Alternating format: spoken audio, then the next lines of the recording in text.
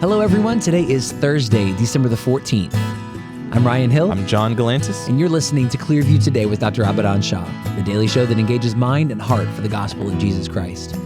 You can visit us online at clearviewtodayshow.com, or if you have any questions for Dr. Shah or suggestions for new topics, send us a text to 252-582-5028, or you can email us at contact@clearviewtodayshow.com. That's right. And if you want to help us keep the conversation going, you can do that by supporting the show. You can share it online with your friends and your family. You can leave us a good 5-star review on iTunes or Spotify. Absolutely nothing less. It is Christmas after all. Be kind to your radio show hosts. We're going to leave some links in the description of this podcast so you can do just that. Today's verse of the day is coming to us from Matthew 5:14. It says, "You are the light of the world. A city that is set on a hill cannot be hidden." Lights are a big deal at Christmas. Oh, yeah, that's true. It's a big part of everything that is Christmas, whether you're decorating with candles or whether you're decorating with LED bulbs or whatever your configuration of light is. Light is a big deal at Christmas. And, you know, one of our favorite things to do is drive around with the kids and go look at Christmas lights. Ellie loves that, just drive around and just see the different decorations. We've got a lot of people on our street that decorate for Christmas, us included, of course. But just that illumination of light as you're driving down, the darkness isn't quite as dark. Right. And that reminds me of this verse where we are called to be the light of the world, but that light doesn't originate in us. We talked about this on yesterday's episode. Yep. The light does not originate from us, but we are opportunities for the light of God to shine into the world. And the more lights are shining, the darkness isn't quite as dark. And I think we talked about that even earlier this week. Like, the impetus is still on us, like to be the light, not just to passively let Jesus' light shine, but to also strive to be that light of the world. A city that is set on a hill cannot be hidden. I want to shout Jesus from the rooftops. Right. You know what I'm saying? I want to shine his light as far as I possibly can. I don't want to just be like, Jesus, you just shine in me, and however bright it happens, I'm going to be happy with that. Yeah. It's like, whatever I can do to shine Jesus' light, God, give me the strength to do it. Give me the drive and the desire to do it in the first place. Yeah. Talking about Christmas, I think it's one of those things where you were talking about you and Elizabeth like to decorate the house, and I don't consider myself a full-blown Grinch, but I would be completely perfectly fine never putting up lights or decorating like the tree or the house. Like just let Ellie do it, but she wants that participation. And now that I've got kids, I've been participating more and more and more and more. I didn't realize this. There are rules to the decorating. Oh, absolutely. You don't just decorate how you want. You have to decorate it correctly. You have to decorate the way the Christmas matriarch or patriarch says you decorate. There's usually a Christmas captain in the house. Yeah, usually the a Christmas captain. And they will set the tone for what is acceptable and what is not acceptable as far as decorations go. I was, let's say, harassed. Sure. It's not the most pleasant word, but it's the word that is most accurate. For years. Get involved with the decorating. I want you to take part in the Christmas decorations. Right. So now I've got kids who are old enough to see my example. For the first 2 years of Gavin's life, he was like a little potato. So I was like, I'll just coast. Now I'm like, all right, he's watching me. I got to get involved. Right. My involvement was not what was ultimately wanted. It was my obedience and my energy to doing what I was told to do. You must adhere to the Christmas paradigm that is established by the Christmas captain. So you're the Christmas captain? I am the Christmas captain. Okay. Now Elizabeth is not a Grinch. She will absolutely do whatever is needed and whatever, to make the house beautiful and wonderful. But I am the one who is leading the charge for the Christmas decorating in the house. What are some things that you see while decorating? Maybe we can turn this into some advice no one needed. Yeah, I would love to. In fact, you know what? I'm just going ahead and give us a clean intro. Welcome to Advice No One Needed. This is the segment of our podcast where we give you advice that literally no one has asked for. Yeah. This was not planned, but I think we're going to in some impromptu advice about Christmas decorating. I would love to give you some advice specifically centering around trees. Trees are a big part of decorating for Christmas, and people usually default to one of two things. I can't really think of another option than these, but you either go the live tree route where you go and get a Christmas tree. Maybe you cut it down. Maybe you go to a Christmas tree farm where it's cut for you and you bring the live tree in, or you go the artificial tree route. No, I'm not here to debate either one of those. Both equally valid, wonderful, love that for you, whatever you want to do. We do a live tree just because that's my personal preference, but nothing wrong with an artificial tree.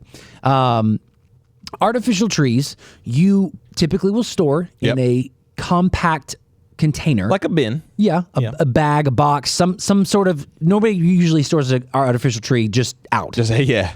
Which means you're going to have to do what's called fluffing the tree. So you got to like spread the branches to make it look like a real tree, even though it's not. Right. The problem I have with artificial trees is that is almost always a painful process because it will, the pine needles that are not real will cut you. Right. I mean, if you stick your hand in there, start digging in there, it will cut you. That's neither here nor there. Our real trees have their own headaches with having to water them and make sure they stay alive. But here's my decorating hack. One is going to be for a live tree. One is going to be for an artificial tree. Okay, so I'm going to do live tree first because that's what we do. Live trees are one of the most beautiful, but also most problematic things with decorating a live tree is that they are very dense. That's true. You can't get into the tree. It is a tree. Right. You can't get into the tree because it's so full, which is great, but it's going to make lighting the tree a little bit challenging. Yeah. Here's what you do. When the tree is, especially when it's fresh, you can't do this if it's dried out at all. It's got to be fresh. Put your lights on there right away. But here's how you're going to light it. You're not going to wrap. Most people will wrap their lights going up the tree like this. If you do that, it's going to be superficial, and your light strands are going to be visible. Yeah. What you want is you want lights to be in your tree, but you don't want to see the strands. Here's how you do that. You light the tree vertically, and you grab the lights, wrap a bundle around your hand, and shove it into the tree. And then you go up. You go up to the next. Wrap a bundle around your hand and shove it into the tree. Where does the bundle go? Just into the tree. The branches are pliable when it's fresh. It's a soft tree, so you just shove it into the tree. It will hang there, and you get this nice pocket of illumination without all the strands and stuff being visible.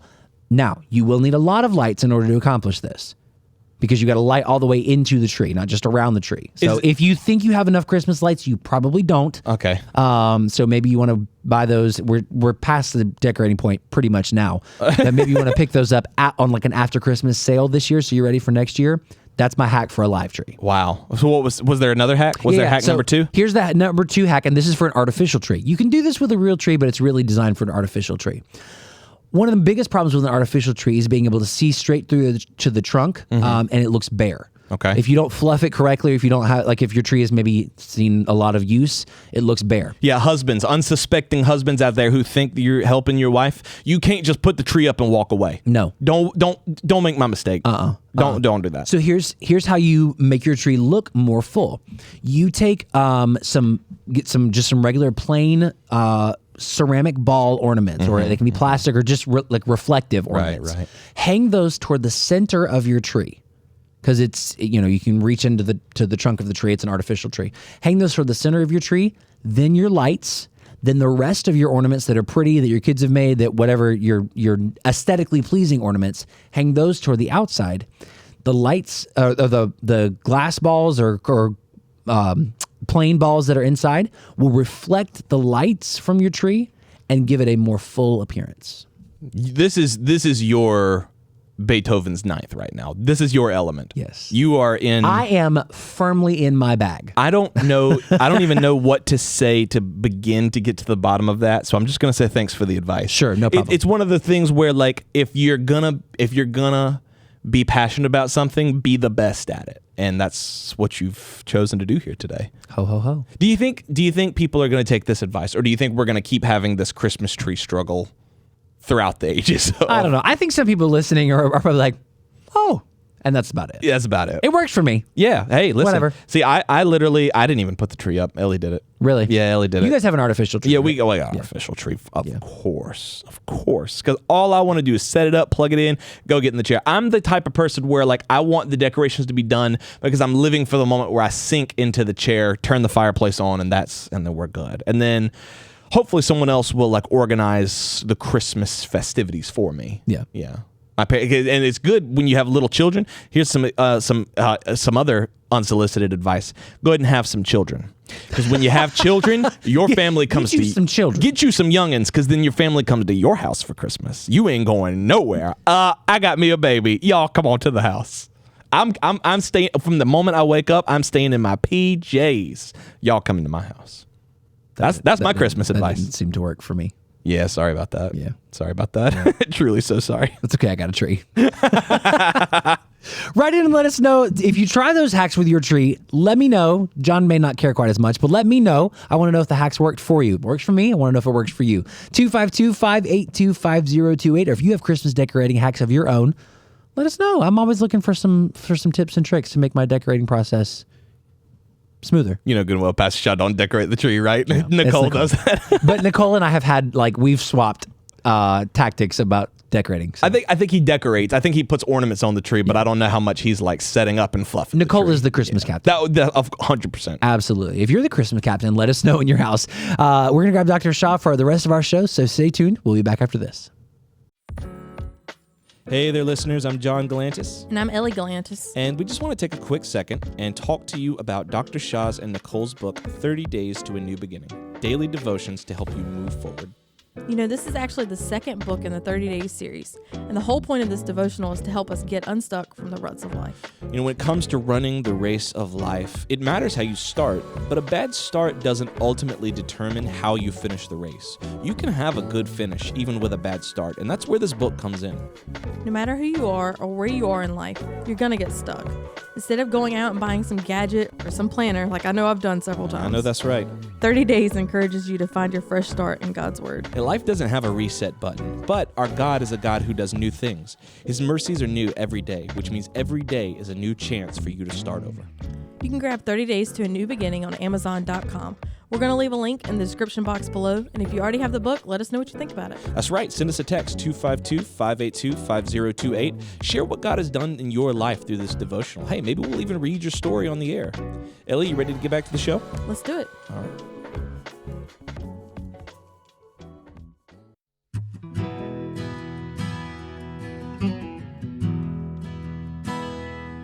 Welcome back to Clearview Today with Dr. Abadan Shah, the daily show that engages mind and heart for the gospel of Jesus Christ.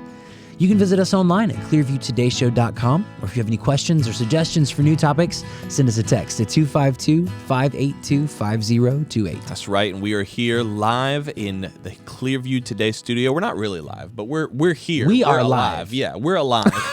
We're live on location, but this is not a live. Alive. In the Clearview Today studio with Dr. Abadan Shah, who is a PhD in New Testament textual criticism. Dr. Shah, I need to know Christmas decorations. Now, your tree has been up it's since alive. last Christmas. It's alive. It's alive. It's well. alive. It's Growing out of the ground. Some would say it's got eternal life because it has been up since last Christmas. Nicole, I know your wife didn't take it down at all. No, she doesn't take it down anymore. She just changes the lights on it. So she... Sure, that's a seasonal tree. You would say she's the de facto decorator of the tree. Yes. Okay. Yes, always has been. Does she have a template? Or is she just like, I'm going to put up wherever it looks good?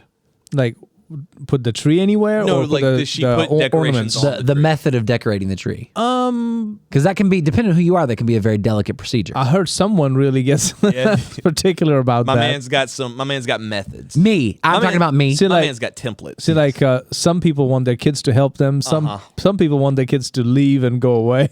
You while don't, they decorate. you don't have the kids help? I didn't know that. The way that they help is very strategic. What do you mean, is all? I mean that I decorate it how I want it decorated, and then the ones that don't matter, I give them the ornaments. Also, let me just add that they have trees in their room that they can decorate What? however they want. What? They have trees in their room? Yeah, I mean, they're just a little small, like maybe about that tall. They're real Multiple narrow Christmas trees. trees in your home? Absolutely, I do. Wow. He is the reverse Scrooge. 100%. The inverse Scrooge. Yes, I'm anti-Scrooge. So I guess does Nicole have a method, or is it just like, I'm just going to do whatever makes it look pretty? She has put some of the more recent ornaments towards the top and things like that, where you can really see them, and you know, things like. So she works on that. But then there are times that she's put things like towards the window, and I mean, honey, unless somebody climbs up on a step ladder, they're not going to see that ornament. Well, it's okay. I was like, no, that ornament is like a really cool ornament. Let's put it up in the front. Yeah. Like bring it out towards the living room side of things. So that's what I was going to ask. Do you weigh in on it, or are you just like, hey, whatever looks good to you? A little bit. Yeah. I do weigh in. Yeah, I got you. And when when our family was growing up, Nicole would get everything going. I would put up a camera, and we would record the entire putting up the tree process. That's awesome. And the kids would help out, and I'd be in there, and it would be like a recording. And time I would walk over there and look at it. Oh, yeah, it's still recording. Still going. Yes, and come back in. You can make some good time lapse videos with those. Yeah. Yeah, we could. Yeah, yeah, that's definitely fun. one day. That's fun. Nicole and I have talked a little bit about decorating Yeah. techniques and tricks and hacks, and Nicole is one of those like she's looking for Christmas ornaments in the summer. So like we'll go Right. on our staff retreats in May, and there Or will be- anywhere we go, like Turkey, Greece, India, Israel, Egypt. I mean, she's looking for an ornament. Yeah, like if I'm in Egypt, Christmas is the last thing on my mind. But she's like, "Oh, I'm getting some Christmas ornaments." it depends on the person, but some people have a very like thematic tree, like this is all red and white, or this is all like, you know, rustic kind of burlap and twine. But some people have like almost like a scrapbook of their year or their, you know, years past of like different places you've been or different events. Like that's how Nicole's tree is. That's how y'all's tree is. That's how our tree is as well. It's just sort of like a snapshot of life. So if it doesn't fit the theme, it's not going on your tree. Like if your son comes up to you and is like, "This is my Optimus Prime," he's going on the tree. That's a great option for your tree. He puts it like on the tree. Going on your tree, bud. Going on your tree. You'll take it off. Yeah. If he puts it on the tree, you'll take it off. No, if he puts it on the tree, I'd be like, okay, well, it's staying on the tree. I'm not gonna be so callous as to be like, get that off my tree right now. There you go. What about Megatron? Megatron not going on the tree? Megatron's not going on the tree. I got it. Optimus Prime can. Megatron, he's got to go. Megatron's probably not even coming out of the box, if I'm being honest with you. Okay. So decorating the Christmas tree for me is like, that is the thing that puts you in the Christmas spirit. That puts you in the mindset. But another thing is shopping for people, shopping for those that you love. And as you are shopping, maybe we want to help you round out that Christmas shopping list.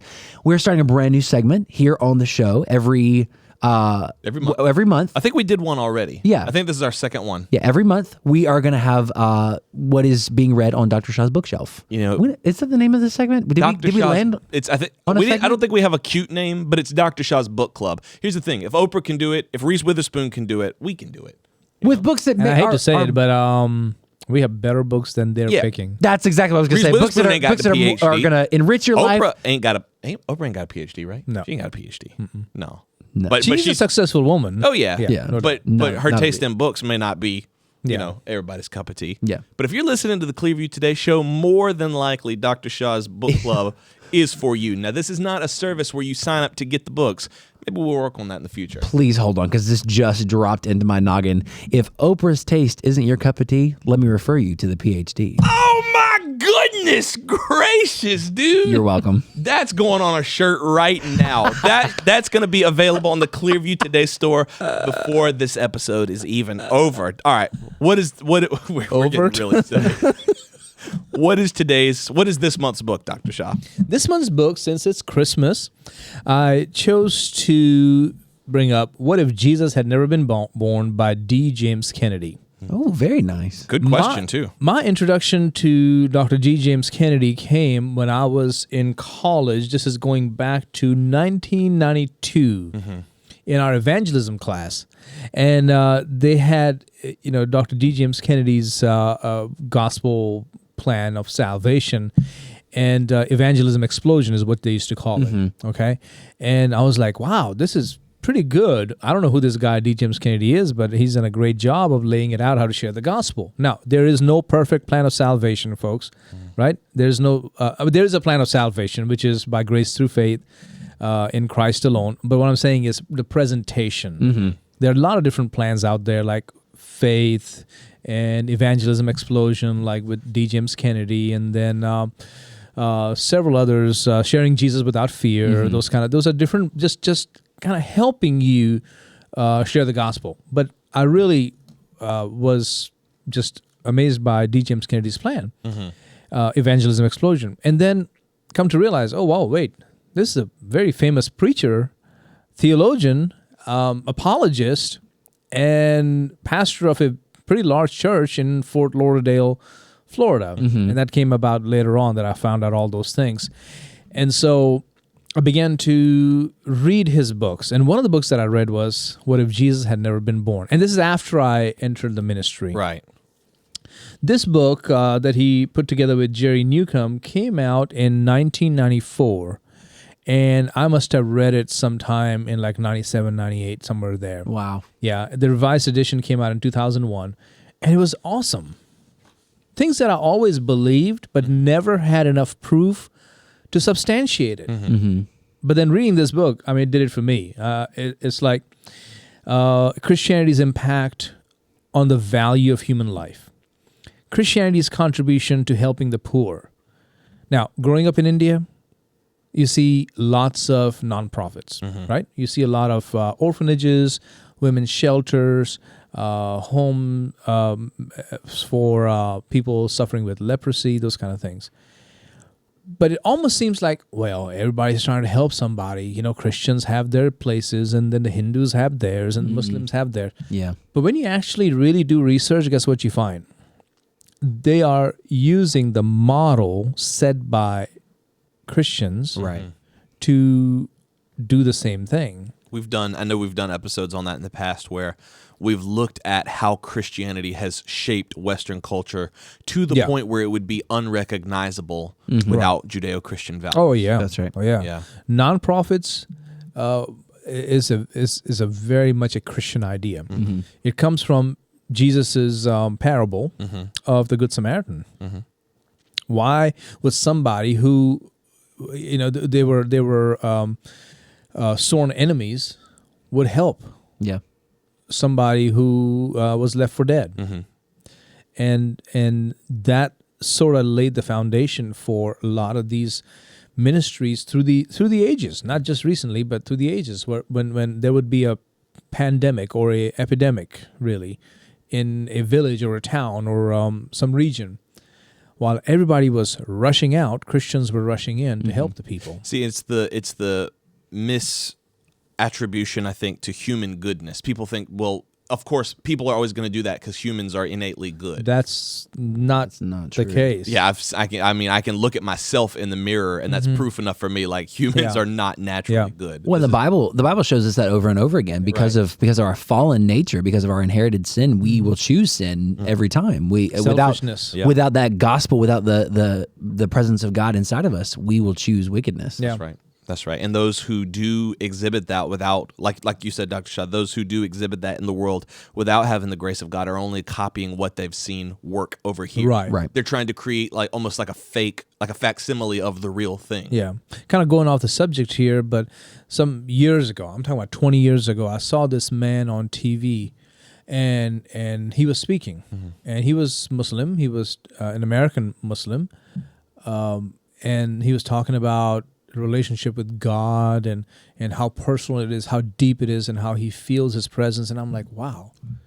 Not that I'm changing my mind, but I'm like, that's pretty amazing that this man is saying a lot of things that we say today, that we have said. You know, that's what I believe about my relationship with Jesus Christ. It's no longer I who live, but Christ lives in me. That's right. And then I'm like, wait, let me do some research on this guy. Who is he? Research.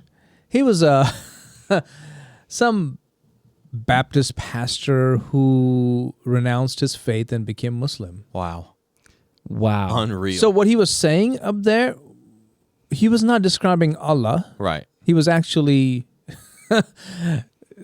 sharing Christian doctrines. Now, I'm not sure where he stands with God and whether he's saved or not. I mean, I don't know.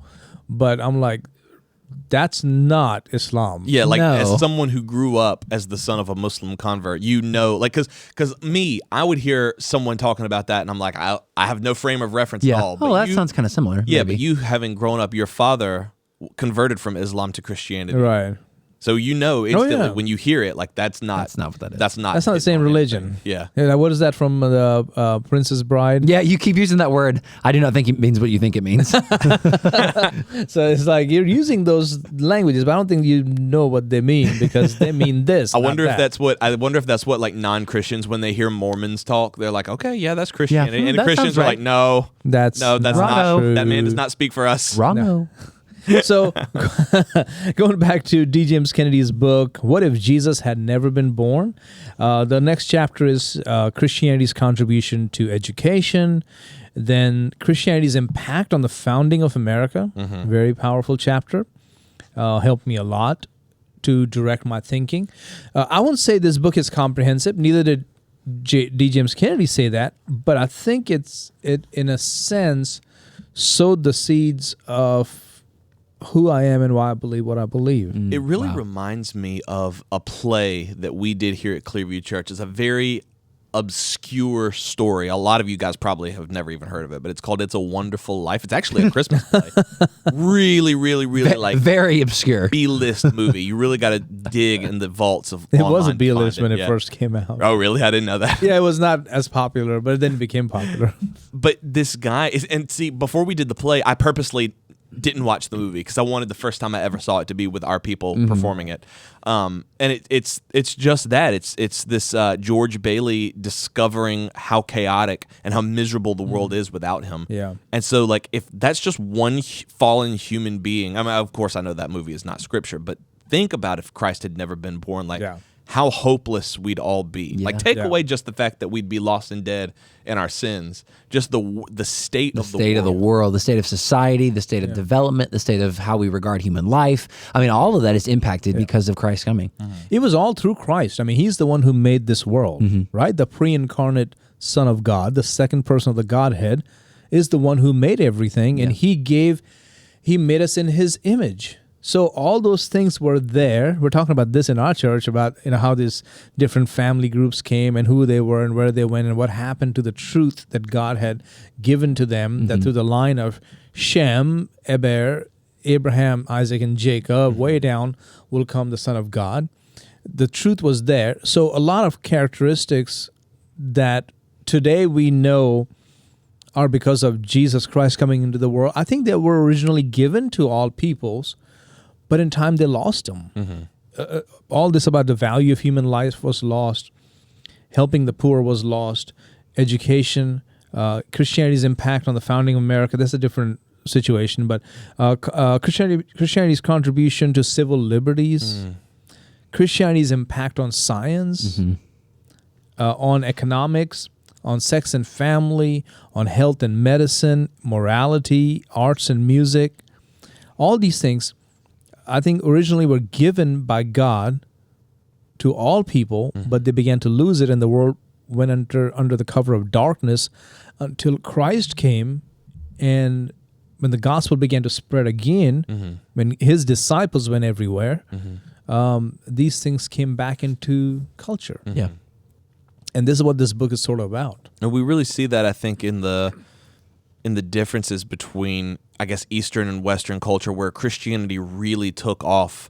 I mean, I don't know, because I think about, when I think about like the differences between East and West, I always think of like Cold War era. But you having grown up in the 80s in the East and then coming to the West, do you still think that difference where there's not Judeo-Christian values here and there are Judeo-Christian values here, is the difference still pretty observable? Oh, yeah. Yeah. I travel. Yeah. And I can see that. I can see cultures where Christianity is the foundation and cultures where it's not. And there is a big difference. Big difference. Christianity coming into this world, or Christ coming into this world, not only brought us salvation and the fulfillment of the promise that people were waiting on, but it radically changed our world. Now, of course, our world has problems. America has problems. But I think if we return to the truth, we will see that softness coming again in people, the care, the concern coming again. The love for our brethren comes back. Love God and love your neighbor as yourself. Right now, even in our nation, the love your neighbor as yourself is not where it needs to be. That's right.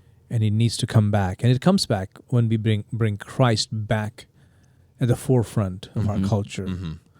And D. James Kennedy, by the way, I'm just sharing a little bit about him. He was an amazing, amazing person, one of my heroes in the faith. Unfortunately, he died at the age of 76. This is back in 2007. Wow. And I was heartbroken when I heard that. I was like, oh, he died too soon. But he made a big difference. Big difference with, of course, through his preaching. Very not shouting, screaming at all. I mean, even I am far more animated than he was. Really? Wow. Oh, yeah. Wow. Yeah, he would just stand behind a desk and he would wear his long robe. I mean, he was a Presbyterian. So he would stand behind there and he would just speak very carefully and simply and have depth to it. Wow. and then call people to salvation, and people get saved. Wow. But he was an amazing preacher, though. Very good preacher. Yeah. And I still listen to him time to time, and I'm still amazed at how good he was at what he did. He's one of those examples of that different type of charisma. Yeah. You know what I mean? Like where you don't have to get up there and shout and scream and make a huge spectacle to get your point across, because what you're saying is so deep and so true. It's not even that it's in spite of itself. It's that brings about a different type of charisma. And I think you capture that a lot in because you are animated, but it's not in a way that is distracting or gimmicky. You're animated in a way that I believe what I'm saying so much that this is what comes out. And I think that that's why your preaching catches on so much, especially in our area. It draws people to a truth rather than just kind of hypes them up emotionally. Yeah. And you know, God gave us emotions, and we should pay attention to our capacity for emotions, but we should be led by our emotions, especially where biblical truth is concerned. That's right. And your style of preaching, Dr. Shah, your delivery, it highlights the moments that need to be highlighted, but it keeps the truth as the focus rather than the emotion or the force of your voice or the